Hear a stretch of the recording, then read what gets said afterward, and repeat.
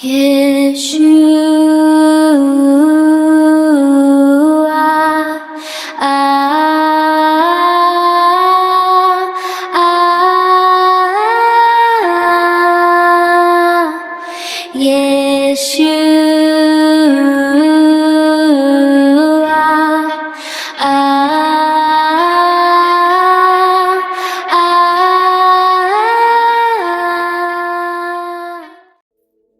Creció en su presencia como vástago tierno, como raíz de tierra seca. No había en él belleza ni majestad alguna.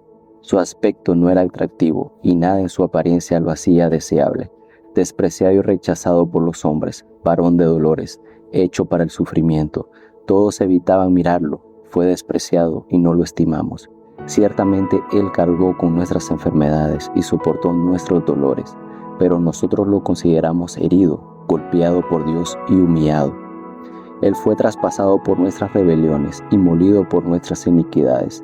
Sobre él recayó el castigo, precio de nuestra paz, y gracias a sus heridas fuimos sanados. Todos andábamos perdidos como ovejas, cada uno seguía su propio camino, pero el Señor hizo recaer sobre él la iniquidad de todos nosotros. Maltratado y humillado, ni siquiera abrió su boca, como cordero fue llevado al matadero, como oveja enmudeció ante su trasquilador, y ni siquiera abrió su boca. Después de aprenderlo y juzgarlo, le dieron muerte. Nadie se preocupó de su descendencia. Fue arrancado de la tierra de los vivientes y golpeado por la transgresión de mi pueblo. Se le asignó un sepulcro con los malvados y murió entre los malhechores, aunque nunca cometió violencia alguna, ni hubo engaño en su boca. Pero el Señor quiso quebrantarlo y hacerlo sufrir, y como él ofreció su vida en expiación, verá su descendencia y prolongará sus días, y llevará a cabo la voluntad del Señor. Después de su sufrimiento verá la luz y quedará satisfecho por su conocimiento.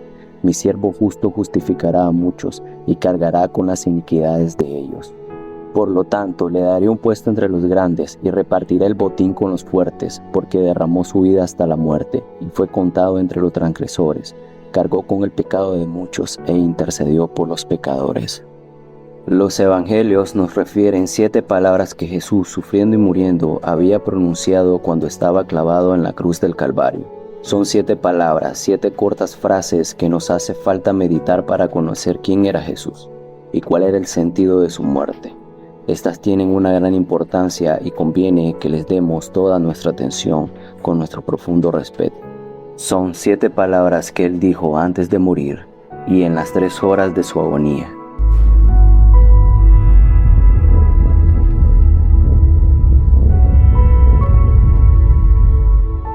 Primera palabra: Padre, perdónalos porque no saben lo que hacen. Esta es una oración, una intercesión. Jesucristo santo y justo, el Hijo de Dios, el Rey de Israel, ha encontrado en un mundo corrompido por el pecado autoridades bastante inicuas para condenarlo al suplicio de la cruz mientras proclamaban su inocencia. Rechazado por su pueblo, abandonado por sus discípulos, los clavos traspasan sus manos y sus pies. Acaba de ser crucificado, todos los hombres se burlan de él. De su santa boca, ninguna queja, ninguna protesta, ninguna amenaza, a pesar de los atroces sufrimientos de la crucifixión. La gracia brota de su boca, el Salvador solicita el perdón de su Padre a favor del pueblo judío responsable y de todos los hombres que merecían un inmediato juicio por haber tratado así al Hijo de Dios. Con esta oración, Jesús obra, según el Evangelio, en lo que concierne al amor hacia los enemigos. Comprendemos, entonces, que el cristianismo es mucho más que una moral. Es una vida que ama y que se da. Segunda palabra: de cierto te digo que hoy estarás conmigo en el paraíso. La segunda palabra de Jesús en la cruz es una promesa de salvación hecha por el juez supremo a un acusado. No es un perdón temporal, sino la paz eterna. No la vida continua en la tierra, sino el reino de Dios y la resurrección para una nueva vida en el cielo. 3 cruces elevadas en el monte Calvario con 3 torturados, Jesús en medio, teniendo a sus lados 2 malhechores crucificados como él. Al principio los 2 malhechores insultaban a su compañero de tortura, a Jesús. Estos 2 malhechores representan a toda la humanidad culpable pero dividida en 2. Aquellos que por la fe vienen a creer en Jesucristo y aquellos que permanecen en sus pecados. Uno de los malhechores permanece en su triste estado de pecador y continúa a insultar al Hijo de Dios, pero el otro cambia de actitud, alcanzando en su conciencia por la gracia del Salvador, discierne y reprende la perversidad de su compañero, reconoce su propia culpabilidad, proclama la justicia del castigo que los dos soportaban y rinde a la perfecta inocencia del Señor un esplendoroso homenaje. Recibimos lo que merecieron nuestros hechos, le dice a su compañero, mas este ningún mal hizo. En ese crucial momento se vuelve hacia Jesús y le dice, acuérdate de mí cuando vengas en tu reino. Por la fe se dirige a este hombre crucificado y le pide que se acuerde de él. Por la fe sabe que el reino del Señor vendrá. Olvidando sus propios males y todo lo que le rodea, ve los sufrimientos de Cristo y las glorias que seguirán. La respuesta inmediata, la promesa cierta, hoy estarás conmigo en el paraíso. Ninguna fase transitoria, ningún juicio que esperar. El malhechor condenado por los hombres es perdonado en ese momento por Jesús. Lo es, porque Jesús iba a expiar sus pecados ante Dios. Jesús expiaba ante Dios en la cruz, por amor, la culpa del miserable pecador condenado a muerte. El malhechor convertido también recibe la certidumbre de compartir el mismo día el feliz lugar del Salvador en el paraíso. Maravilloso futuro que compartirán todos aquellos que habrán puesto su confianza en Jesús. Tercera palabra. Mujer, he ahí a tu hijo, y he ahí tu madre. En su primera palabra en la cruz, Jesús pide el perdón para aquellos que lo han crucificado. En la segunda, transforma por su gracia a un malhechor en uno de sus compañeros en el cielo. En la tercera, confía a su discípulo Juan el cuidado de su madre. Esto refleja el acto de amor en medio del odio que lo rodeaba, pero también qué dignidad, puesto que Jesús, siendo el Señor de su madre y de su discípulo, no tenemos aquí a un moribundo que depende de la bondad de los suyos, sino a un hijo que ama y que tiene en cuenta las futuras necesidades de su madre. Jesús ha pronunciado esta palabra antes de entrar en las 3 horas de agonía, del desamparo de Dios.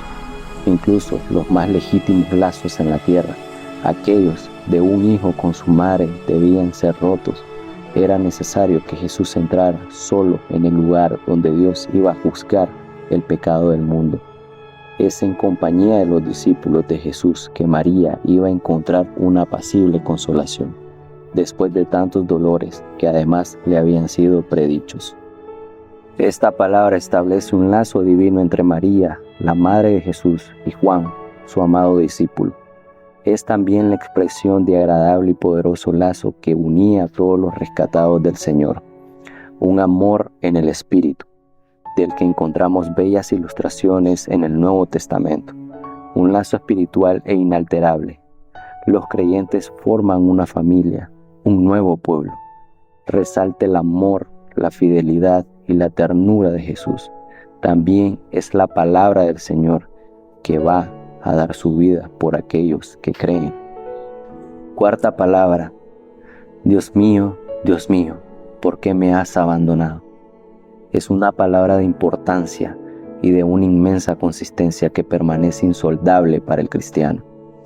Porque era necesario que Jesús, el Hijo de Dios, santo, inocente, sin mancha, apartado de los pecados, el cual no hizo pecado y que no hay pecado en él, sufra y sea abandonado por Dios.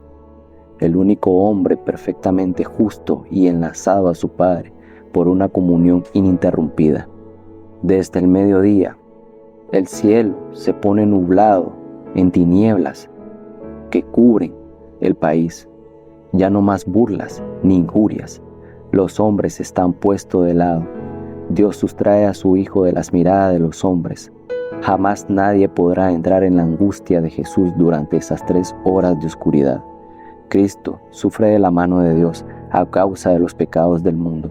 Aunque el Señor Jesús no fue culpable de ningún pecado, tomó todos los pecados sobre él, se cargó voluntariamente de las faltas y aceptó padecer el castigo que ellas merecían. Por amor, se identificó con los pecadores. Sin esas horas de expiación, nadie habría podido ser salvado. padece la eternidad del castigo bajo el aplastante peso de los pecados, un castigo que está a la medida de la santidad inflexible de Dios, que se debía a sí mismo de castigar el pecado por medio de Jesús.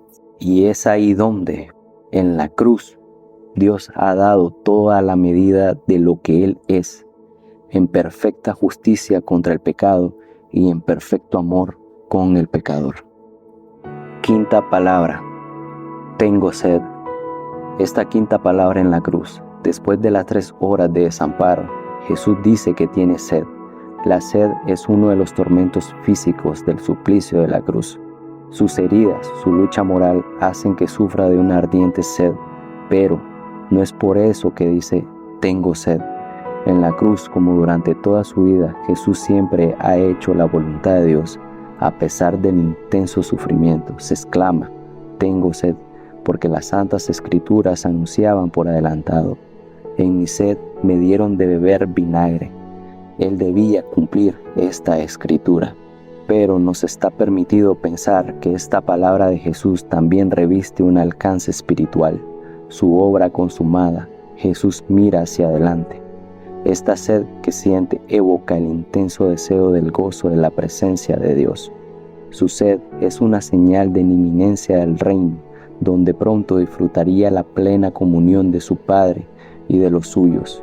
Ha dicho, tengo sed, con el fin de convertirse para todos los que confían en Él en la fuente de agua viva.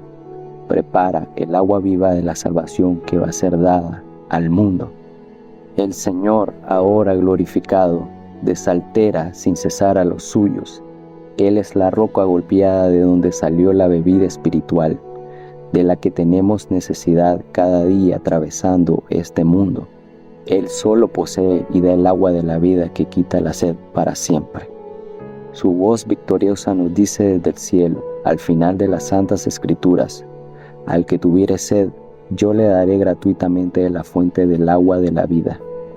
El que tiene sed, venga, y el que quiera, tome del agua de la vida gratuitamente. Sexta palabra, consumado es. Las 3 horas de agonía y tiniebla se han terminado. En un último gesto de obediencia, Jesús acaba de beber vinagre. Entonces exclama, consumado es. Su misión en la tierra se acaba. Cuando vino, había podido decir, he aquí que vengo, oh Dios, para hacer tu voluntad. Ahora ha terminado todo lo que el Padre le había dado a hacer. Jesús ha perfectamente glorificado a Dios. Cada creyente puede decir, el Hijo de Dios se entregó a sí mismo por mí. Todo resulta del valor de la cruz, la salvación de cada creyente, la formación de la iglesia, el acceso al Padre, el establecimiento de cielos nuevos y una tierra nueva, en los cuales mora la justicia. Todo reposa sobre la muerte de Jesús. Esta sexta palabra es como la firma de Jesús, que estampa sobre el texto que relata lo que Él ha hecho. La obra de Jesús en la cruz es perfecta y acabada. Nada se añadirá ni ello se disminuirá. La confianza en cuanto a la salvación eterna no puede reposar sobre las obras ni sobre méritos, simplemente sobre el sacrificio de Jesús, perfecto, completo, aceptado por Dios. Salí del Padre y he venido al mundo, otra vez debo el mundo y voy al Padre. En medio de este notable y admirable versículo se inscribe la obra de la cruz que Él llevó a cabo, una obra perfecta e inmortal. Esta palabra concisa y magnífica resuena como un grito de victoria a través de las edades hasta la eternidad. En la cruz, Dios no escatimó a su propio Hijo, sino que lo entregó por todos nosotros. Cristo nos amó y se entregó a sí mismo por nosotros, ofrenda y sacrificio a Dios en olor fragante. La ofrenda del cuerpo de Jesucristo, víctima santa, tuvo lugar una vez y para siempre.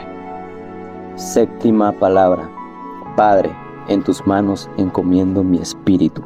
Esta última palabra de Jesús en la cruz evoca toda la intimidad del amor y de la comunión recuperados entre Jesús y su Padre, como antes de las 3 horas de tiniebla y agonía. Jesús dice de nuevo, Padre. La expiación de todos los pecados está terminada. En perfecta paz, en plena conciencia, va a dejar dar su vida, habiendo bajado la cabeza, encomienda su espíritu al Padre. Es el acto final de su sacrificio voluntario. Él mismo ha separado el espíritu de su cuerpo y lo ha encomendado a Dios su Padre.